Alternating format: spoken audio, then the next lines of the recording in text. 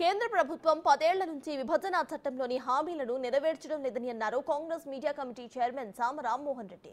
రద్దు చేసిన ఐటీఆర్ ను పునరుద్ధరించాలని అన్నారు ఆయన. విభజన చట్టంలోని సమ్మక్క సారక్క ట్రైబల్ యూనివర్సిటీ పసుపు బోర్డును తీసుకురావాలని కేంద్ర మంత్రులు కిషన్ రెడ్డి, బండి సంజయ్ ని డిమాండ్ చేశారు. మూసీ ప్రాజెక్టుకు కిషన్ రెడ్డి ఒక్క రూపాయి కూడా ఇవ్వలేదని అన్నారు రామ్మోహన్ రెడ్డి. అగ్నిపథ్ కు వ్యతిరేకంగా కొట్లాడిన విద్యార్థిని బీజేపీ, బీఆర్ఎస్ పొట్టన పెట్టుకున్నాయని అన్నారు. బీజేపీ మరియు కూటమితో కేంద్రంలో అధికారంలోకి వచ్చినాక తెలంగాణ నుంచి ఇద్దరిని కేంద్ర మంత్రులుగా నియమించినటువంటి దానికి మరి గౌరవనీయులు కిషన్ రెడ్డి గారికి అదేవిధంగా బండి సంజయ్ గారికి కూడా శుభాకాంక్షలు తెలియజేస్తున్నాం. అయితే ఇద్దరు కేంద్ర మంత్రులు రాజ్యసభతో కలుపుకుంటే 9 మంది ఎంపీలతో ఉంటున్నటువంటి బీజేపీ ఢిల్లీకి మంత్రులైనా కూడా తెలంగాణ బిడ్డలం అనేటటువంటి అంశాన్ని మీరు మరవద్దు అని చెప్పి కాంగ్రెస్ పార్టీ సూచిస్తూ ఉంది. ఎందుకంటే 10 సంవత్సరాలుగా మరి ఏ అభివృద్ధికి సంబంధించినటువంటి అంశమైనా లేకపోతే విభజన చట్టంలో ఇచ్చినటువంటివి హామీలైనా లేకపోతే ప్రత్యేక హోదాకి సంబంధించినటువంటి విషయాలైనా ఏది అడిగినా కూడా కుంటి సాకులతోటి రాష్ట్ర ప్రభుత్వం సహకరించట్లేదు కాబట్టే కేంద్రం చేయలేకపోతుంది అని చెప్పుకుంటూ వచ్చిండ్రు.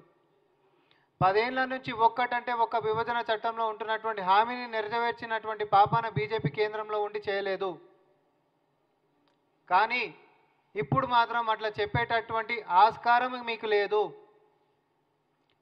ఈరోజు అధికారంలోకి మీరు వచ్చిండ్రు, ఇద్దరు మంత్రులు ఉన్నారు. ఇక్కడ నుంచి తెలంగాణకి రావాల్సినటువంటి విభజన చట్టంలోని హామీలైనా లేకపోతే ఎన్డీఏ వచ్చిన తర్వాత రద్దు చేసినటువంటి ఐటీఐఆర్ అయినా ఐటీఐఆర్ అప్పట్లోనే అసలు బ్రహ్మాండంగా 18 కేంద్ర సంస్థల నుంచి అనుమతులు తీసుకొని బ్రహ్మాండంగా ప్రత్యక్షంగా పరోక్షంగా ప్రత్యక్షంగానే 18 లక్షల కొలువులు, పరోక్షంగా ఒక 35 లక్షల కొలువులు, తద్వారా విశ్వనగరంగా ఒక ఐటీకి హబ్బు లెక్క హైదరాబాద్ మహానగరాన్ని విస్తరించుకొని మన యొక్క పేరు ప్రఖ్యాతలు పెంచుకునేటటువంటి దాన్ని మరి ఎన్డీఏ అంటే బీజేపీ అధికారంలోకి వచ్చిన తర్వాత వెనక్కిపోయినటువంటి అంశాన్ని నేను ఒకసారి గుర్తు చేస్తున్నా.